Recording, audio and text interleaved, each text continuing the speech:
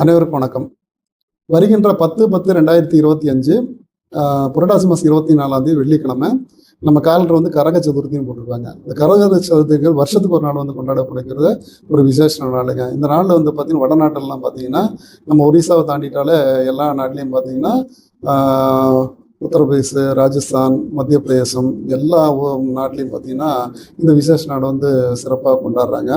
காலையிலேருந்து சூரியன் உதிச்சதுலேருந்து மாலை சூரியன் அஸ்தமனம் ஆகிற வரைக்குமே விரதம் இருப்பாங்க. பச்சை தண்ணி கூட பல்லில் படாமல் விரதம் இருந்து இரவு வேளையில் வந்து பார்த்திங்கன்னா சந்திர உதிக்கிற நேரத்தில் வீட்டில் வந்து விசேஷ பூஜை வச்சுக்கோங்க.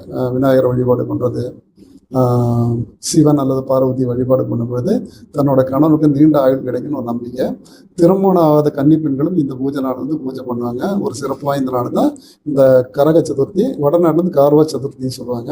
இது ஒரு சிறப்பு நாளுங்க. இந்த நாளை வந்து ஒரு விசேஷ நாளாக கருதப்படுது.